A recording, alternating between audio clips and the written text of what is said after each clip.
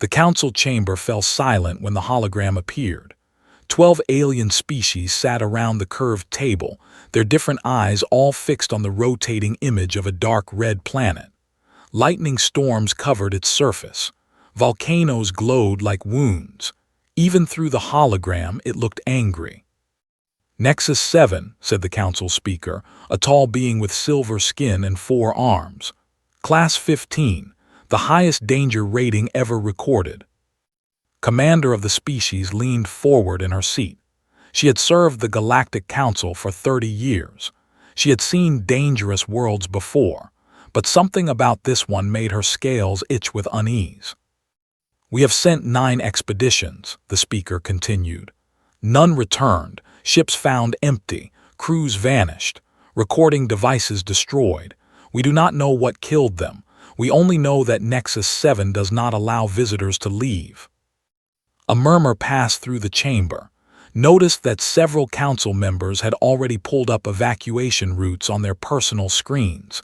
They were afraid. They should be. The council has decided, the speaker said, and his voice carried a weight that silenced everyone. We must understand this world. We must know if its dangers can spread to other systems. And so we have made a request. He paused. We have asked the humans. The reaction was immediate. Some council members stood up in protest. Others made sounds of disbelief. The ambassador actually laughed, a wet bubbling noise. Humans, the ambassador said. You send humans to a class 15. They are soft. They have no natural armor, no venom, no ability to survive vacuum. They will die faster than the others. The speaker raised his 4 hands for silence. The humans have agreed. Their ship arrives tomorrow. Said nothing. She had studied humans. She knew things about them that most species did not bother to learn, and she knew that the ambassador was both right and terribly wrong at the same time. The next morning, stood in the docking bay and watched the human vessel approach. It was called the Horizon, a name that meant the line between known and unknown. She found that fitting. The ship landed with a gentle touch. The doors opened, and Captain Jack stepped out. He was not impressive to look at. Average height, brown hair going gray at the edges, a calm face with lines around the eyes that came from either smiling or squinting into bright suns, probably both. He wore a simple uniform with no medals or decorations. Behind him came the rest of his team. Dr. Kate, a woman with red hair tied back and a look of permanent curiosity. Lieutenant Sam, broad and watchful, his eyes scanning the bay for threats before he had fully stepped off the ship, and others still gathering equipment. Commander said, extending his hand, I hear you will be joining us. Hesitated, then took his hand. Human skin was warm, almost uncomfortably so. The council wishes me to observe, to report on what happens. You mean to report on how we die, said. He smiled. That is fair. Everyone expects us to die. Did not know how to respond to that. She had expected fear or bravado or denial, not this simple acceptance. Does that not concern you? She asked. Looked back at his team. They were laughing about something, helping each other with equipment cases. Kate was showing Sam something on her tablet, and he was shaking his head with a grin. Everyone dies eventually, said. What concerns me is not trying, not learning, not seeing what is out there. He turned back to 9 expeditions failed. That means 9 groups learned something about Nexus 7, even if they could not report it. We will learn what they learned, and then we will learn more. That is either very brave or very foolish. Probably both, gestured toward the ship. Would you like to see your quarters? Over the next 3 days, watched the humans prepare. She kept detailed notes for her report. She recorded everything she found strange about them. They exercised constantly, running, lifting, stretching. Their bodies required maintenance like machines. They ate at regular intervals, multiple times per day. Their metabolism was inefficient compared to most species. They slept for long hours, unconscious and vulnerable. Any predator could kill them in this state. And yet, She watched Sam run combat drills with the security team. They moved together like one creature, communicating with glances and small gestures. They anticipated each other. She watched Kate analyze data from previous expeditions, finding patterns that other scientists had missed. The human mind was not the fastest, but it made connections in strange ways. She watched Lead. He did not give many orders. He asked questions. He listened. His people followed him not because they had to, but because they wanted to. On the fourth day, the Horizon entered the Nexus 7 system. Stood on the bridge with Kate.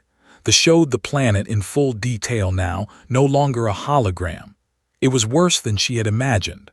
Acid clouds swirled over continents of black rock. Oceans boiled at the edges. The whole world seemed to pulse with hostile energy. "Preliminary scans complete," Kate said. She frowned at her screen. "Captain, this is strange. The orbital data does not match Council records." "Explain." "According to our files, Nexus 7 should be 30,000 kilometers closer to its sun. But it is not. The planet has moved." Stared at the planets do not move on their own. "No," Kate said slowly, "they do not." Felt her scales tighten. She looked at the dark world on the screen, at its storms and fires and endless violence. And for the first time, she wondered if the planet was not just dangerous. She wondered if it was watching them back. "Begin approach," said quietly, "and everyone stay sharp. I think Nexus 7 knows we are here." The Horizon moved forward toward the waiting darkness. And somewhere far below, on a world that had killed everything that ever touched its surface, something ancient felt the ship coming. It had destroyed others before. It would destroy these new ones too. At least that was the plan. But these were humans, and the universe had learned again and again that plans did not survive contact with humanity. The shook so hard that thought it would break apart. She gripped her restraints with both hands and tried not to scream. Around her, the humans were calm. Some even looked excited. "Wind shear in 30 seconds, Amy called from the pilot's seat. Her hands moved across the controls with steady precision. "Everyone hold on." The tilted sideways. Through the small window, saw clouds the color of poison rushing past. Lightning struck something nearby, close enough that the flash left spots in her eyes. "Amy is the best pilot in the fleet," Sam said from the seat beside her. He must have noticed her fear. "She once landed a burning shuttle on an asteroid during a meteor shower. This is nothing." "This is not nothing," managed to say. "This is impossible." Sam grinned. Impossible is just another word for Tuesday. Did not understand what Tuesday meant. She decided not to ask. The punch through the cloud layer. Below them, Nexus 7 spread out like a nightmare made solid. Black mountains rose from plains of cracked red stone. Rivers of something glowing orange cut through the landscape. In the distance, a volcano erupted, sending ash high into the toxic sky. "Landing zone ahead," Amy announced. "Looks stable mostly." She brought the down between two rock formations that provided some shelter from the wind. The landing was rough but controlled. The engines powered down. For a moment, everyone was quiet. "We made it," Kate said. She was already checking her equipment. "Atmospheric readings are within tolerance for our suits. Temperature is only 200 degrees. We can survive out there." "Only 200 degrees," repeated. On her, that temperature would melt stone. Dr. Ben, the geologist, was looking at his scanner with a confused expression. "Captain, the ground is strange. I am getting readings I do not understand. It is almost like the rock is not rock." "What do you mean?" asked. "I am not sure yet. I need samples."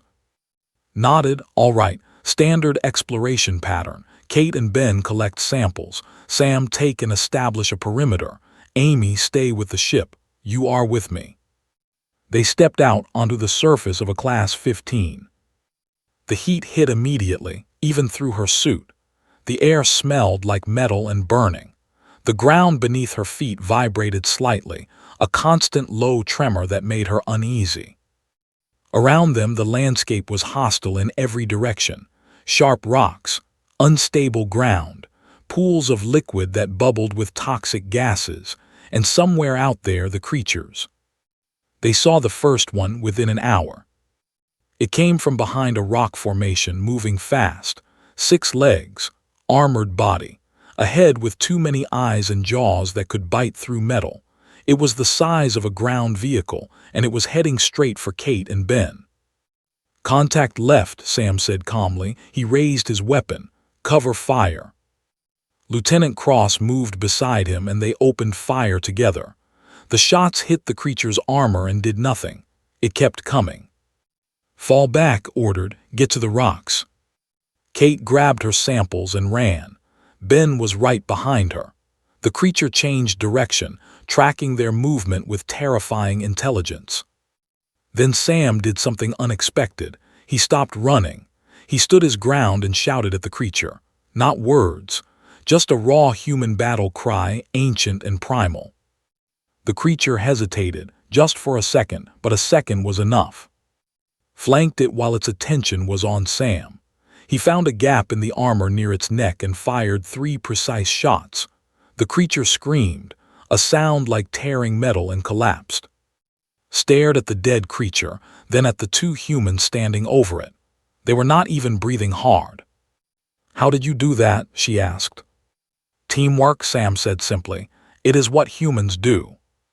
They continued the exploration. More creatures came. Small ones, large ones, flying ones that dove from the poisonous clouds. Each time the humans adapted. They learned the creature's patterns. They found weaknesses. They worked together in ways that had never seen. But something else was happening too. Ben noticed it first. The seismic activity is changing. It was random before. Now it is centered on us. "What do you mean?" asked. "The tremors, they are following us. Every time we move, the pattern shifts, like something underground is tracking our position." Kate looked up from her scanner. "The creatures are changing their behavior too. They attacked us at first. Now they are keeping their distance. Look." She pointed. In the shadows between the rocks, dozens of eyes watched them. The creatures were still there, but they were not attacking. They were waiting. "They are afraid," said quietly. "The creatures are afraid of you." Frowned, "Afraid of us. We are the soft ones, the weak ones. Every species says so." "Every species is wrong," said. Something was becoming clear to her, something important. "I have watched you for days. You do not give up. You do not stop. You adapt faster than anything I have ever seen. These creatures have killed everything that ever came here. They do not know what to do with something that will not die." As if in response to her words, the ground shook. Not a small tremor this time, a real earthquake. Rocks fell from the formations around them. A crack opened in the ground nearby, glowing with heat from below. "Back to the ship," ordered, "now." They ran. Amy had the engines warming up before they reached the door. They piled inside and she lifted off, fighting the wind and the shaking ground. From the air they saw something impossible. The cracks in the ground were not random. They formed a pattern, lines spreading out from where they had been standing like veins in a body, like nerves carrying a signal. Kate worked her scanner with shaking hands. "Captain, the readings I am getting, the electromagnetic pulses, the ground composition, the way everything is connected." She looked up, her face pale. "Nexus 7 is not a planet, it is alive. The whole world is one massive organism, and it knows we are here." Below them, the living planet pulsed with dark energy. It had felt them arrive. It had tested them. It had watched them survive things that killed everyone else. And for the first time in millions of years, Nexus 7 felt something it had forgotten was possible. It felt uncertain. Kate stood before the team in the ship's briefing room. Behind her, screens displayed data that made no sense by any normal scientific standard. But science had stopped being normal the moment they entered this system. "The planet is alive," she said. Not alive like it has life on it, alive like it is one single creature. The mountains are bones, the rivers are blood, the atmosphere is breath. Everything we have seen, the creatures, the storms, the earthquakes, they are all part of the same organism. Nexus 7 is a living world. Listened in stunned silence. In all of galactic history, no one had ever documented something like this. A planet-sized life form. It should not be possible.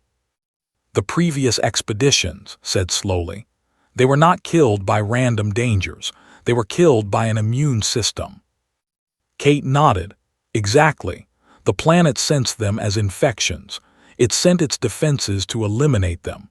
The creatures, the natural disasters, even the toxic atmosphere, all of it is designed to destroy anything foreign.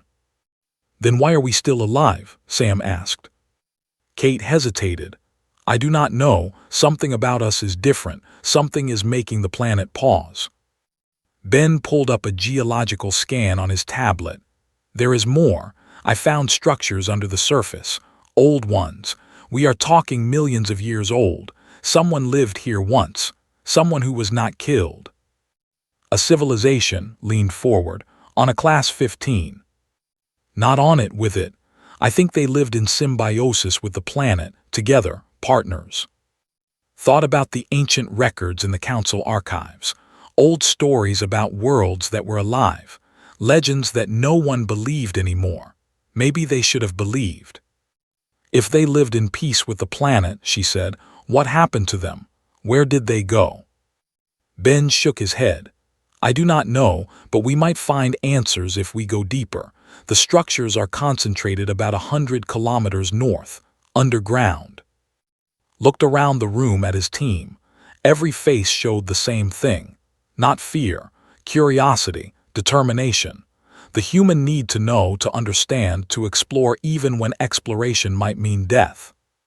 We go north, said. We find those structures, we learn what happened, and we figure out why this planet has not killed us yet. The journey north was brutal. The planet threw everything at them. Acid rain that burned through their equipment. Wind storms that nearly tore them apart. Creatures that attacked in waves, each type different from the last. But the humans adapted. They always adapted. Amy learned to ride the wind currents instead of fighting them. Sam developed new tactics for each creature type. Kate mapped the electromagnetic pulses and found safe paths through the worst zones. Ben read the ground like a book, predicting earthquakes before they happened. And slowly something changed. The attacks became less frequent. The creatures stopped hunting them and started watching from a distance. The storms still raged, but they seemed to pass around the team rather than through them. It is learning, Kate said one evening as they camped in a cave. The planet is learning that it cannot kill us. It has never experienced that before. Sat near the entrance, watching the lightning storms outside. She had stopped recording observations for her report. This was beyond anything the council would believe.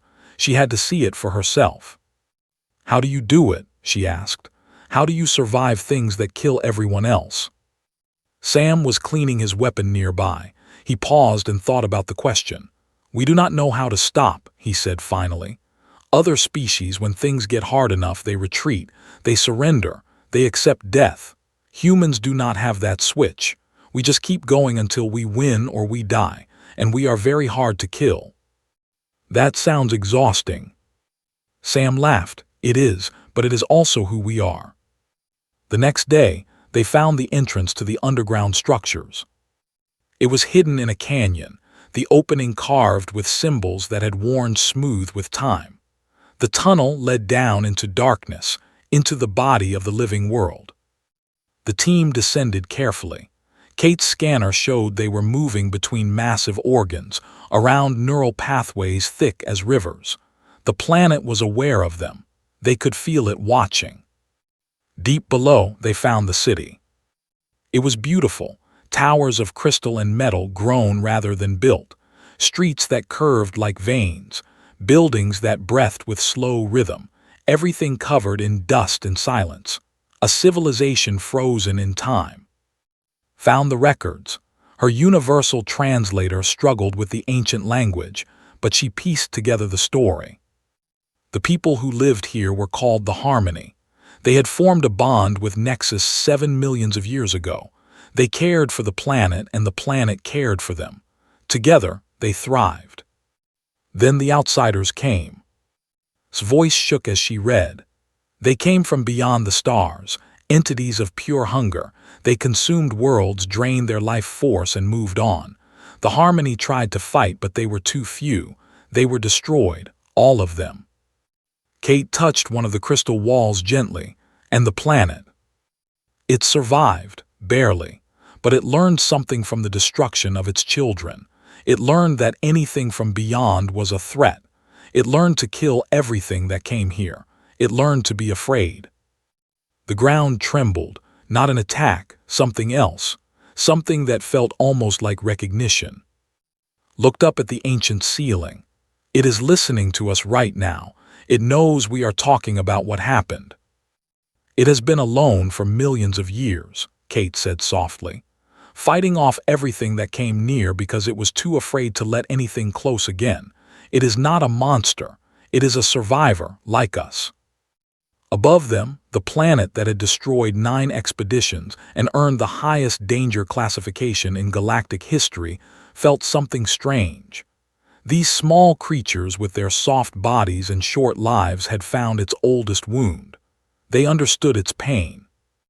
And for the first time since the Harmony died, Nexus 7 wondered if it was possible to trust again. Outside, in the cold emptiness of space, the stars had shifted slightly. The planet had changed its orbit again, but this time it was not moving away from the humans. This time it was drawing closer to their ship. Waiting to see what they would do next, sent her first report to the Galactic Council that night. She kept it simple because the truth was too large for words. A living planet, a dead civilization, humans who had done the impossible and survived. But there was one detail she included that made the council representatives fall silent across 1,000 light years of distance. The planet was afraid of the humans. Not angry, not hostile, afraid. A Class 15, the most dangerous place ever recorded, was scared of a species with no claws, no armor, and no venom. How is that possible? The ambassador demanded through the communication link. It destroyed everything else. How can it fear these soft creatures? Because everything else stopped fighting, answered. The humans do not stop. The planet has watched them survive acid storms, creature attacks, earthquakes, and poison air. It has tried to kill them 100 different ways, and they are still standing. It has calculated, in whatever way a living planet calculates, that it cannot beat them. It has never encountered anything it cannot beat. The council had no response for that. Gathered the team in the ancient city. Kate had been studying the electromagnetic patterns for days, and she believed she had found a way to communicate. The pulse frequency the planet uses matches certain patterns in human neural activity, she explained. If I can synchronize with it, I might be able to send simple messages, maybe even receive them. That sounds dangerous, Sam said. What if it attacks your mind? Kate smiled. Then you will have to pull me out, but I do not think it will attack. It is curious about us. I can feel it. It wants to understand why we are different. Nodded slowly. Do it, but stays with you, and if anything goes wrong, we shut it down immediately. Kate sat in the center of the old city square. Around her, the crystal towers hummed with ancient energy. Knelt beside her, medical scanner ready. The rest of the team watched from a safe distance. Kate closed her eyes and began. At first there was nothing, just silence and darkness behind her eyelids. Then slowly she felt something massive becoming aware of her. It was like standing in the shadow of a mountain that had eyes. The presence of Nexus 7, old beyond counting, wounded beyond healing, filled her consciousness. Fear, she felt its fear. The cold terror that had driven it to kill for millions of years. Every ship that approached, every creature that landed, they all triggered the same response. The memory of the harmony dying, screaming, being consumed by the things from beyond. Never again would it let anything close enough to hurt. Kate did not fight the fear. She accepted it, she understood it. And then she shared something back. She showed the planet what humans were. She showed it the history of her species, the ice ages they survived, the predators they outlasted, the wars they fought against each other, and the peace they eventually chose. She showed it the countless times humanity had been pushed to the edge of extinction and refused to fall. But more than that, she showed it what humans did for those they cared about. She showed parents protecting children, soldiers carrying wounded friends through fire, strangers risking their lives for people they had never met, the stubborn, illogical, beautiful human instinct to protect the vulnerable, even at the cost of everything. The planet listened. For the first time in millions of years, it truly listened. And slowly, Kate felt the fear begin to change. When she opened her eyes, she was crying, but she was smiling too. It understands, she said. It knows we are not here to hurt it. We are here to learn, to help if we can. The ground beneath them trembled, but gently this time. The crystal towers around them began to glow with soft light. The creatures in the distance stopped their constant circling and simply watched. Stepped forward. Can it communicate back? Kate nodded. Yes, and it has something to tell us. She closed her eyes again, and the planet spoke through her.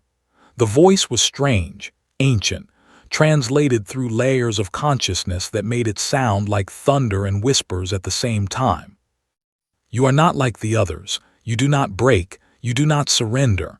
You are like my children were before they were taken, but you are also different. You are harder, sharper, made of survival itself. We are human, said simply. We do not know how to be anything else. I was afraid. I have been afraid for so long. Everything that came here wanted something from me. My resources, my secrets, my death.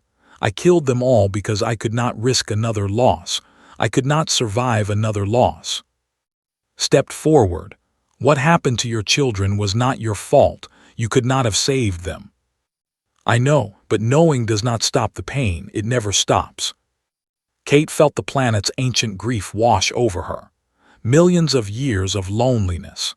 Millions of years of striking out at anything that came close because being hurt again was unthinkable. And then she felt something else, a deeper fear, one the planet had been trying not to think about. They are coming back. Tensed, who is coming back? The ones who took my children, the devourers. I have felt them at the edge of the system. They are returning. They have been searching for me for so long, and now they have found me again. The team exchanged looks. This was bigger than any of them had expected. How long? Asked. Days, maybe hours. They move through space in ways I cannot track, but they are coming, and I cannot fight them alone. I could not fight them when I had the harmony. I cannot fight them now. Kate opened her eyes and looked at her captain. It is asking for help. The most dangerous planet in the galaxy is asking humanity for protection. Was silent for a long moment. He thought about the council, who would never send help. He thought about his small team and their single ship that was not built for war. He thought about the odds, which were terrible. Then he thought about who he was, what his species was. Tell the planet something for me, he said finally. Tell it that humans have a saying. We do not leave anyone behind, not friends, not family, and not scared, lonely planets who have been fighting alone for too long. Kate smiled and closed her eyes, sending the message. And deep below, a world-sized organism felt something it had forgotten existed. Hope. The devourers came from the darkness between stars.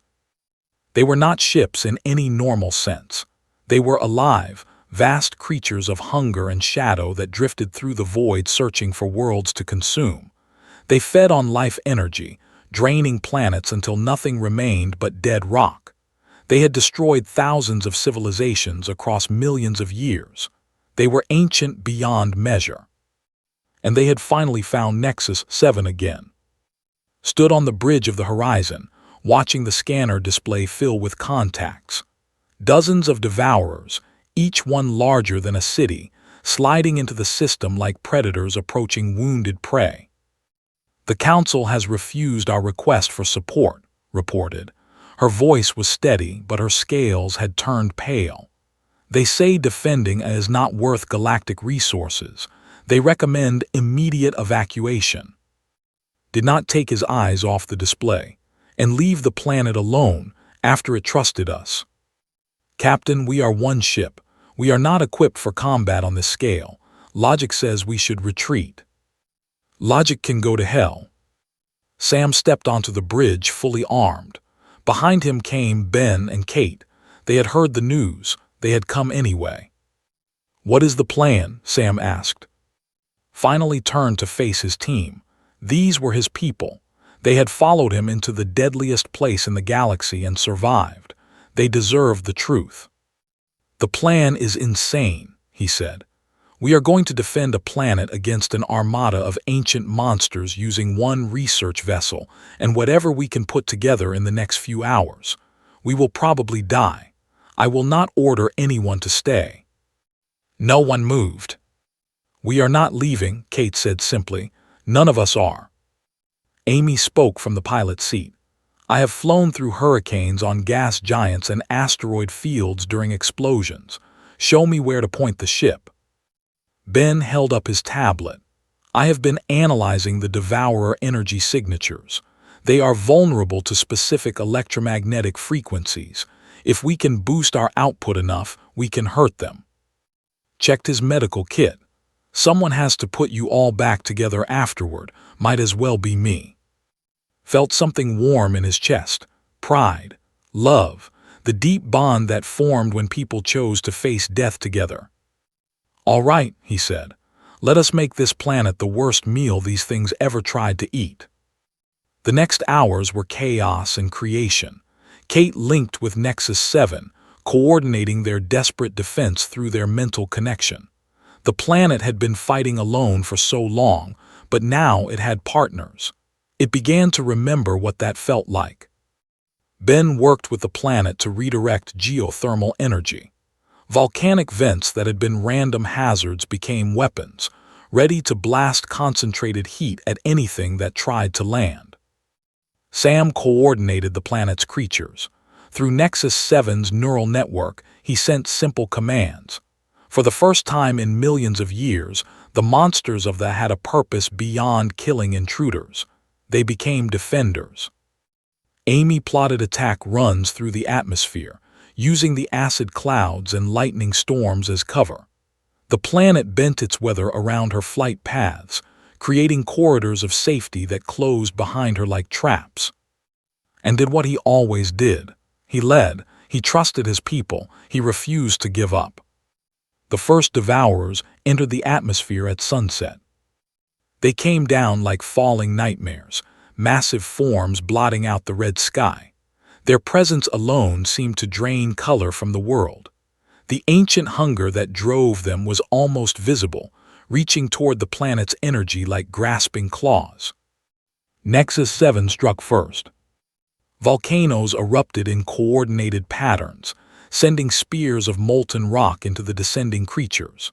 The Devourers screamed, sounds that vibrated through dimensions as their outer shells cracked. Amy dove through the chaos, the horizon pushed to limits it was never designed for. Ben's modified electromagnetic pulses fired from the ship's sensors, frequencies calculated to disrupt Devourer biology. Where the pulses hit, the creatures convulsed and fell. On the ground, Sam led the charge with the planet's creatures at his side. Nightmares that had once tried to kill him now fought beside him, all of them united against a common enemy. The Devourers had expected an easy meal. They found a war. But there were too many. For every Devourer that fell, two more came. The planet's energy was draining. Kate felt Nexus 7 weakening through their link, its ancient strength fatting against the relentless assault. "We are losing," she said, her voice strained. "The planet cannot sustain this much longer." gripped the edge of the command console. They had come so far, they had given everything. It could not end like this. Then Kate gasped. Her eyes went wide, filled with light that came from somewhere else. "The planet has an idea," she whispered, "but it needs a conduit. Human determination channeled through a living world. It has never been tried. It might kill me." "Kate, no." She met's eyes. "Captain Jack, this is why we are here. This is what we do. We protect the ones who need us." Before he could argue, she closed her eyes and opened the link fully. The connection blazed. Kate became a bridge between human will and planetary power. Every human in the system felt it. The stubborn refusal to accept defeat that lived in their bones, the survival instinct honed over millions of years of evolution, the impossible strength that came from refusing to give up. All of it flowed into Nexus 7. And the planet screamed. Not in pain, in defiance, in rage, in power beyond anything the Devourers had ever faced. Energy erupted from the core of the world, channeled through every creature, every volcano, every storm. A pulse of pure force radiated outward, carrying the message of a species that did not know how to die. The Devourers broke. Their ancient forms cracked apart. Their hunger met something it could not consume, and it destroyed them. Those that survived fled, scattering into the void, carrying with them the memory of what they had encountered. A planet that had found new children. Children who fought like nothing else in the universe. When it was over, Kate collapsed, caught her before she hit the ground. She was breathing, smiling. Looked up at the clearing sky. The stars were visible now, beautiful and quiet. Behind him stood in shocked silence. "What do I tell the council?" she finally asked. Turned to her. Around them, the planet's creatures gathered peacefully. The ground was warm beneath their feet. The world that had been classified as too dangerous to approach was calm for the first time in eons. "Tell them Nexus 7 is under human protection now. Tell them the most dangerous planet in the galaxy has a new family." Nodded slowly. Then she did something she had never done before. She saluted, a human gesture learned from watching them. "It has been an honor, Captain." Looked at his team, at the living world around them, at the future they had created together. "The honor," he said quietly, "was ours." And somewhere in the darkness between galaxies, the surviving Devourers carried a warning to others of their kind. A new message spreading through the ancient void. There was a species in this part of the universe that protected those who needed help. A species that did not know how to give up. A species that turned enemies into friends and made the impossible routine. Stay away from their territory. Stay away from the humans.